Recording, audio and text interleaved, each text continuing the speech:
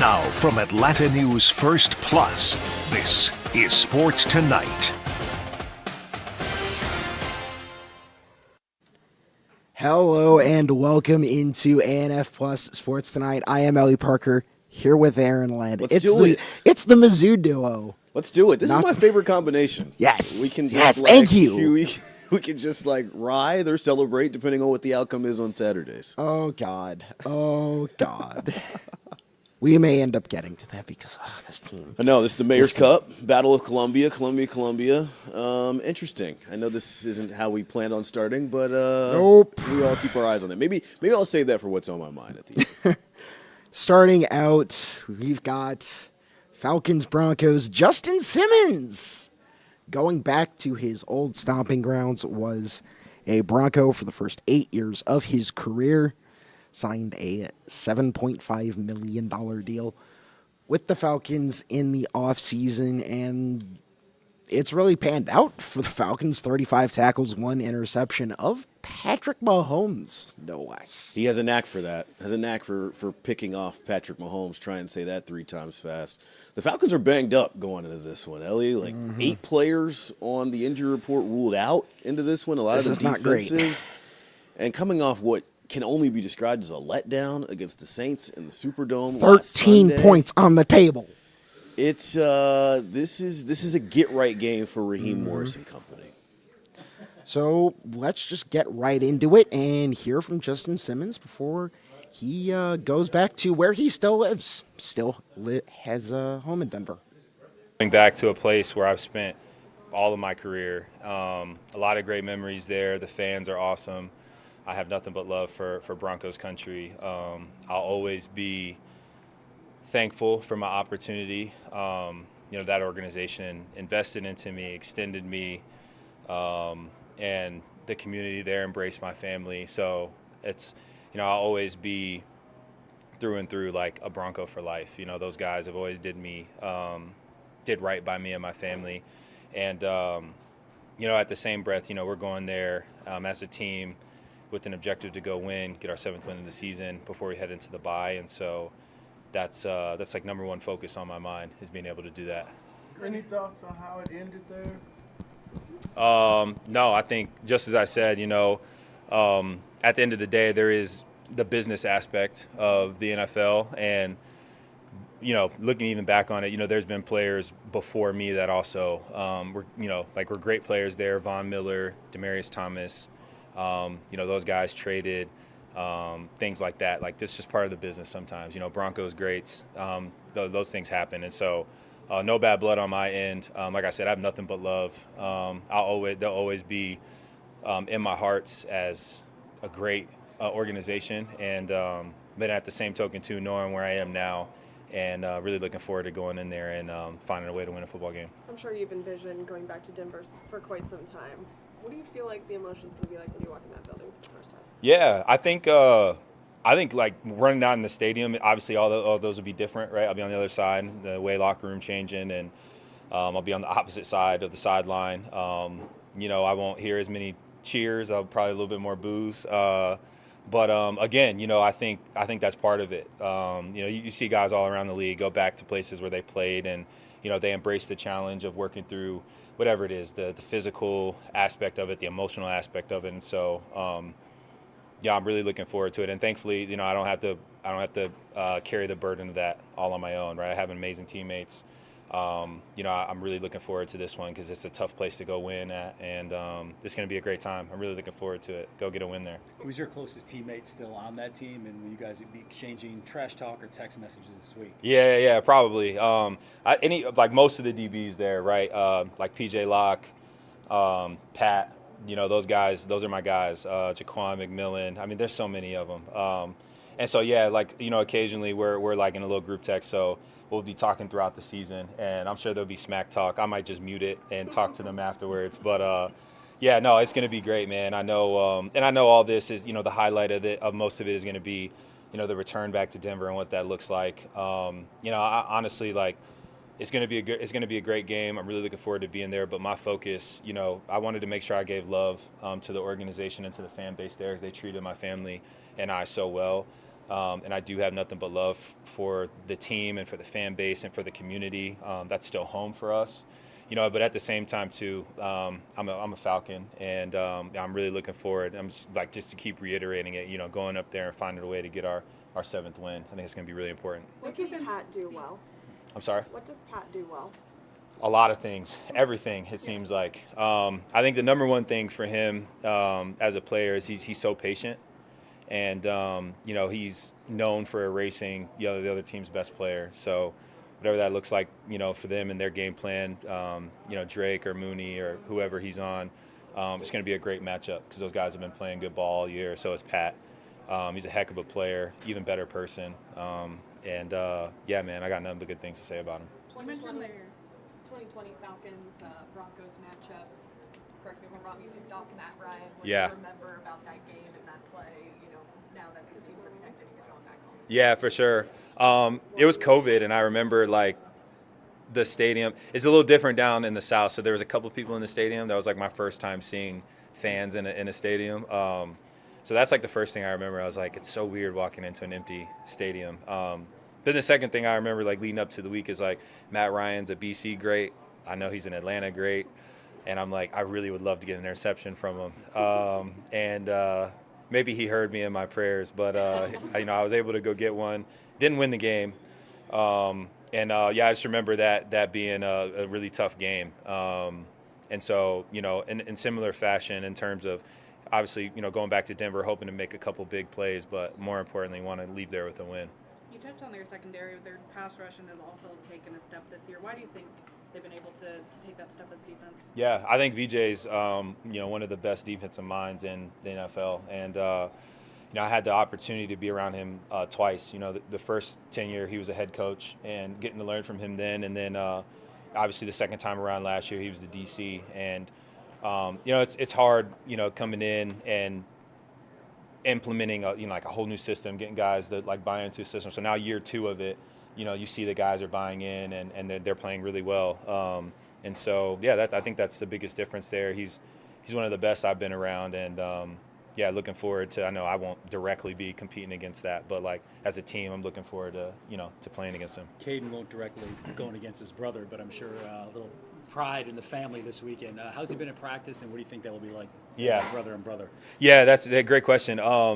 It's. I think Caden's going to do great, man. He's carried himself all season long. I said in week 2, being interviewed, who do you think is, one of the underrated guys, at least on the defensive side of the ball? And I said Caden. I think he does so much that goes unnoticed, and a lot's put on his plate, and rightfully so because he can handle it. And so. I know, they have a big family. I don't even want to mess up. I think 11 or 12, brothers and sisters. So I know this is not new territory for them, being able to walk into a spot where they're competing. Actually, fun fact, Caden's dad was my team chaplain in Denver my rookie year. So it's just crazy how. So, Ellie, we know Simmons and Bates, 2 of the most formidable safeties in the league, but listen to the injuries going into this game against the Denver Broncos. No Mike Hughes, no J.T. Bertrand, no Troy Anderson, D. Alford, Antonio Hamilton, James Smith-Williams, Charlie Warren. I mean, it's a lengthy ask, and if we're making our predictions, and this is a Friday show, we won't be back on the mic until Monday, I'm taking Denver. Yeah. I think the injuries are gonna come back to bite the Falcons, unfortunately. Yeah, it's tough. A team that's might be looking at a better outlook for their next game tonight. Okay. The Atlanta Hawks. Okay. Hosting the Wizards in NBA Cup group play, which, don't get me started on this midseason tournament. You're not a fan? You're not an IST fan? No. It's dumb. It's stupid. It's just sorry. repackaging NBA regular season games, essentially. Making people think they matter. The courts, though, and the basketball is different. At least this year the courts are better. Yes, at least this much year. better. Last year they were atrocious. It was tough to watch. But I like the Hawks courts. They also unveiled their city uniforms I thought were really cool. And look, the Wizards have only won 2 games this year, Ellie. But both of them were against the Hawks, is the thing. Oh, gosh. So You can't be majoring that if you're Quinn No, Snyder's bunch. no. And it helps that they get DeAndre Hunter back tonight. We want to see what he looks like in the system. I mean, and they it's could an get Trey incomplete. back tonight. They do get Trey back tonight. I think it was a rib injury. It's got to be an incomplete for these Hawks so far because we just haven't seen their full group yet. Until I see Bogey out there, until I see DeAndre, Trey, you got to love what you've seen from Dyson Daniels, especially last time out, speaking of NBA Cup play. But I can't really judge these Hawks too fully just yet because they're just not healthy. But what will be interesting is yet another match between the number 1 and number 2 picks. Zachary Sachet averaging 11 points per game, 4 rebounds, 1 assist in 27 minutes. Alexandre Sarr averaging 9, 5, and 2 in 25. So, and at least from my perspective, Sarr is being asked to do a bit more in Washington than Sachet is being asked to do here in Atlanta. Didn't his Because- agent say, I don't want to go to Atlanta? Wasn't that the whole That was scuttlebutt during the draft that was the process? whole thing during the draft process was I don't want to go to Atlanta. You think did he make the right call? I know it's 10 games into his rookie 10 year. games. Yeah, 10 games in, maybe that's a little bit early to make that call, but still an interesting play. Zachary Sachet has been doing really well, even as a guy who's not being expected to do what you would expect a number 1 pick to do normally, because he's got Trae Young, Bogey, Dyson Daniels, all these guys around him.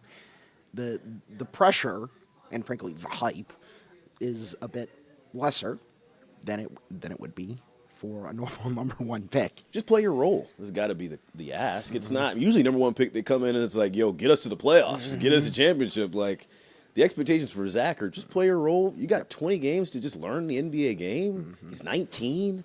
He's athletic. He'll figure it out. The 33. He's frankly a freak of nature. The 33 was really good. He hasn't had a point outburst like that since. Perhaps tonight on Peachtree TV, company Perhaps man. tonight, you mentioned Peachtree TV, one of 5 games that we will be hosting on Peachtree TV. The first of 5, followed by November 22nd against my favorite Chicago Bulls, and December 6th against Los Angeles Lakers. And those last 2, bit of a secret. Can't talk about those yet. Can't reveal it just yet. Our secret plans. I'm headed to Chicago for that game. You got to give me some deep dish pizza recommendations. Ooh, that's fun. You'll have to ask me off air. Because, man, that could get me going for the next 17 minutes. Just clear out the rest of the show. We don't have enough time to get me going on deep dish pizza. Yeah, the Bulls, Wizards. I mean, look, I know I said it's incomplete grade on what the Hawks are doing, but the Bulls and Wizards have this been is really not tough. stiff competition. Not stiff. I'm a Bulls fan. I'm gonna be the first to admit it ain't going well. Like, It ain't going well this is over not at the stiff United Center. competition at all. Like, I don't know. You don't lose to the Wizards again tonight because then you start changing your expectations. My expectations going into this year were play-in, and you get to the play-in by beating up on bad teams, lottery teams. The Wizards are a lottery team. You should definitely take more than you lose to them. Yeah. Speaking of, you read off the Falcons injury list. Oh, the Dogs injury list might be just as bad. Trevor Etienne now out for this weekend's game against Tennessee. That's 3 running backs gone. It is now up to Nate Frazier, or you put your trust in Carson Beck's arm, God forbid, a guy who has thrown 9 interceptions in his last 4 games. Oof, what a stat. Oh. Dogs lose their top running back. Etienne had 477 yards rushing and 7 touchdowns on the season. So, big loss for the Dogs. And this is a game that they have to win. They have to. For playoff, if they still will dream of getting into the playoff, you got to take this one. In these latest rankings, Bulldogs were number 12, but they're on the outside looking in because you have Boise State as the top-ranked group of 5 champion. That takes that spot. So you really have to be in that top 10. And Georgia's right on that bubble. So you have to be looking for Nate Frazier to step up. You have to be looking for Carson Beck to get it under control. You can't pull a Jared Goff, throw 3 interceptions in a game, and still hope you can win. I see what you did there. You can't, even if you're Georgia. So, that's not sustainable. And it's not like, oh, you can shoot, if you don't get into the playoff, you can shoot for a New Year's Six game, because the New Year's Six games are the playoffs now. Yeah, the whole thing has changed. And even with, go back to your point about Trevor Etienne being out, even with Etienne in, the run game has not looked the same for Georgia this season. I believe they're 100-plus ranked as far as D1 teams for rushing attack. And this is a team that used to pride itself under Kirby Smart with their running game. So, and to your point about Carson Beck's play being shaky, like usually when you have a shaky quarterback or a guy you don't necessarily trust, you say, all right, let's run the ball. Let's calm him down a little bit. Let's give him something where we can move the chains or stay ahead, give him third and manageables. It just has not looked like that. And this Tennessee defense that they're going to face on Saturday, yes, I know it's back at home. Yes. Georgia's first home game in over a month, but my goodness, this Tennessee defense, way better than their offense. Mm-hmm. They've held teams. I believe the biggest output they've allowed this season is 19 points.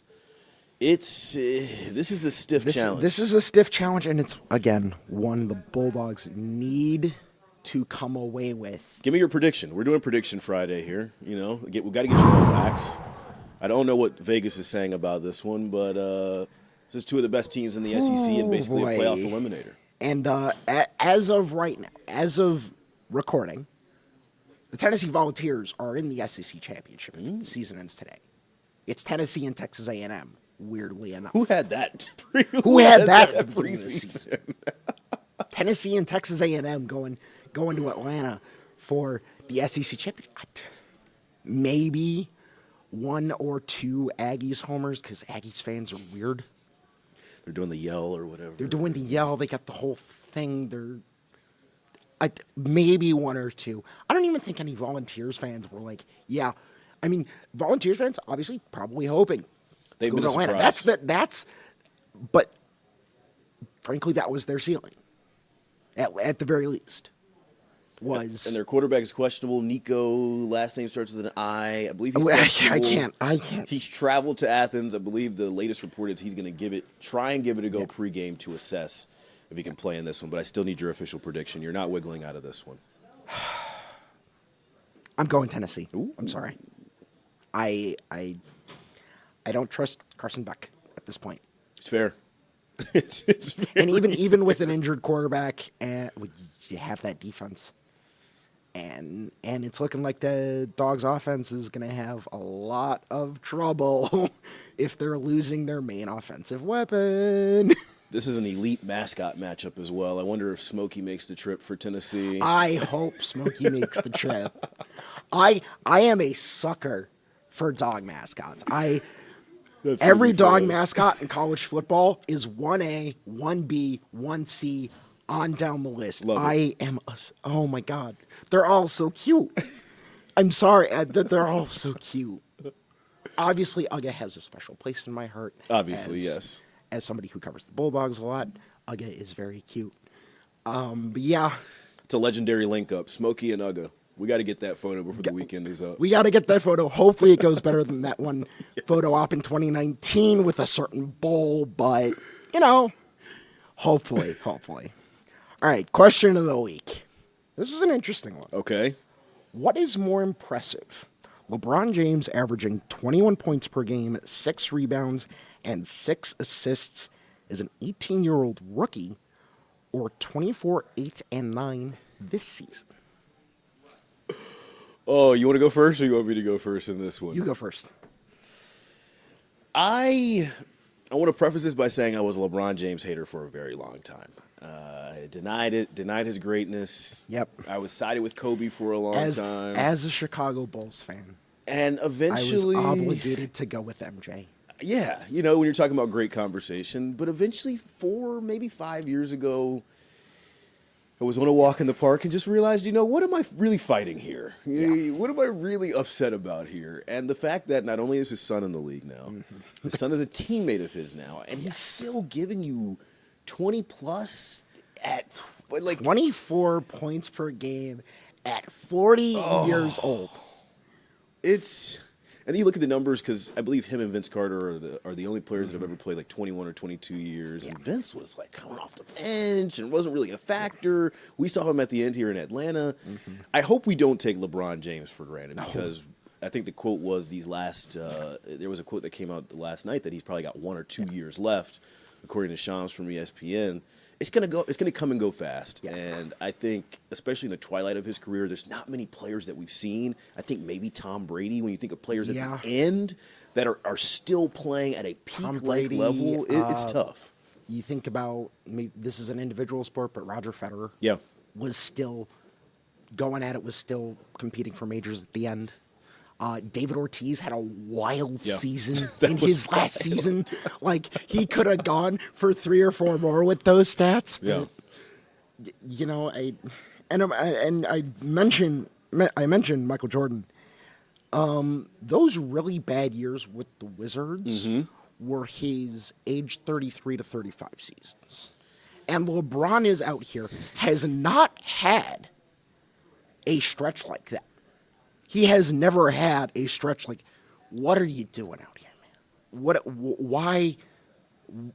Where he's just terrible. And it's just an old dude on the court, maybe for the love of the game, probably for the money.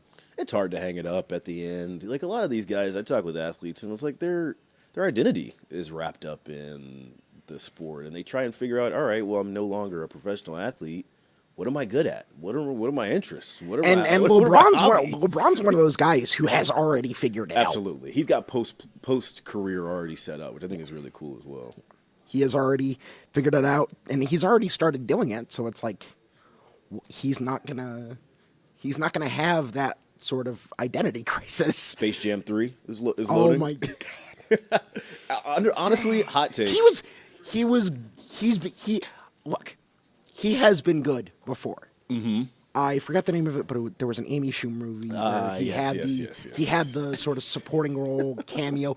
He's really funny in that. We're on LeBron's IMDb page now. He was really funny in that. He has, in my opinion, the guy has the chops. But we can just put that silly little basketball thing away here soon and really, like, pursue his real passions here. You know, Kobe Bryant won an Oscar too. So you hated Space Jam 2?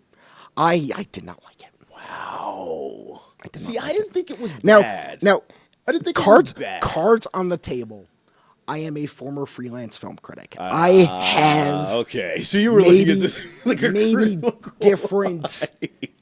different priorities and different standards. You're like, there's a plot line here. There's a plot hole here. How do we get from? I'm not even like that. I'm not even like a CinemaSins type where everything is a plot hole, and I'm looking for anything to knock a movie. I just didn't. Wasn't for me.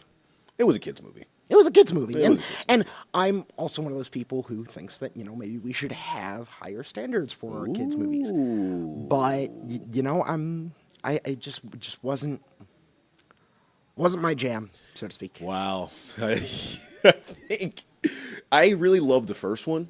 The first one is great. Shout out to the first one Michael Jordan. Has the nostalgia. Has we both grew up with that. We're right about the same age.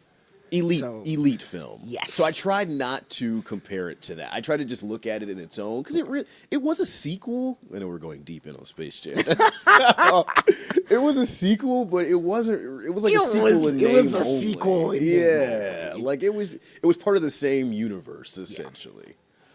Yeah. And I mean, but obviously, if you're calling it Space Jam 2, you invite the comparisons. Absolutely. To Space Jam 1. And it was always going to lose. Yep. It was never going to stack up to at least the nostalgia of the first one, especially as somebody from Chicago. I'm watching Michael Jordan in a movie I love. I'm a sucker for branding and marketing, and I think I got like every Happy Meal toy around that time because it was Space Jam related, and like the whole rollout with the album and the soundtrack. Oh, the soundtrack. Yeah, there was a lot. There was a lot there. I'm plugged in for Space Jam 3. I'm and frankly, the original director, who walked away from it, is one of my favorite directors. He doesn't do a lot. Terrence Nance is his name. Okay. But he, does some really weird and inventive stuff. So it was really interesting to me for them to pick a guy like that over, a more conventional pick. Sure. And then he walks away from it. And at that point, I was like, okay, this is... We need like movie reviews from you now. Like now, instead of what's on your mind, like I'm gonna need air like off air that's been I'm discussed. gonna need like, was it 4 popcorn bags or was it 5? Don't give me ideas. I've been bandying about ideas. Love it. With our digital streaming manager Maria for about a million years. Yeah, tap me in on that. I got a second for you. Yeah. Do some movie reviews, sports movie reviews. All right, what's on your mind? We got a while. We do to get through this. We usually have like a minute to, but no, we got about 4 minutes. Are you following the circus around the Dallas Cowboys at all? Oh, against my will. That's how I feel like I get all of my Dallas Cowboy updates. They're middling. They lost to the Atlanta Falcons. If you're tapped in here on Atlanta News First looking for your Falcons updates.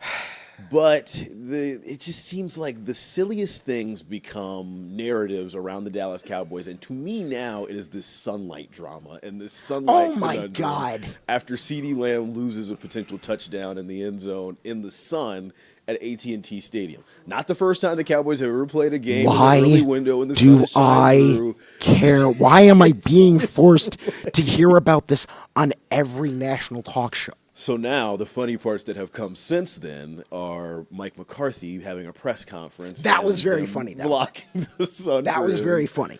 And now also on top of that, Jake Paul and Mike Tyson fighting. Oh, that is it at AT&T Stadium. At AT&T. And there were curtains placed up in order to block some of the sunlight inside the stadium. So no real big takeaway from this. Obviously, I think the Cowboys should have some sort of sun block. I mean, why would you have your home team playing in their home stadium at a disadvantage at any point in time? I know in Miami, they have the home team on a cooler sideline so that when they play, the away team is in the sun and they're you almost bank on teams having advantages built into their stadium. The term home field advantage exists for a reason. There's stories about Green Bay and them turning off the heaters in the visitors' locker room, all that. We know that that's baked into sports. But for the Dallas Cowboys in the year 2024 to not be able to block the sun at their own home stadium, Ellie, I think it's just perfect. I think it's just perfect. Man's hubris, I guess. What's on my mind, Braves starter Chris Sale wins Comeback Player of the Year and first team All-MLB honors. Won the first NL pitching Triple Crown since Clayton Kershaw in 2011. That means he led the National League in wins, strikeouts, and ERA, 18-3, 2.38 ERA, 225 strikeouts, and this is the important number, 177 and 2/3 innings. That's a lot of work, more than he had from 2021 to 2023 combined. Wow. This was obviously a risky pick for the Braves, and it has paid off because he's about to win a Cy Young. Yeah, this will always be a what could have been season for me because it's not guaranteed that you get Chris Sale at this version ever again. And he's 35. Who expected a 35-year-old injury-riddled pitcher to pitch like this? And he's going to win his first one, which is wild because in his prime he was one of the best pitchers in baseball, and he never won a Cy Young. Yeah, I just wish that we could I need this season from Sale for the rest of his Braves tenure, and then a healthy Strider, and then the guys that came along in the back end of their bullpen towards the end of the year. Oh, if he comes back next year and it's a healthy Strider 1, healthy Sale 2, and they get to a 3-game series, it's tough to line up against. That's a tough call for anybody who faces them. All right, we are finally running out of time. For Aaron Ladd, I am Ellie Parker. Watch Space Jam 2 this weekend, folks. Cue it up. Let me know what you think. Thank you very much for watching this. This has been ANF Sports Tonight. Go watch some sports after you watch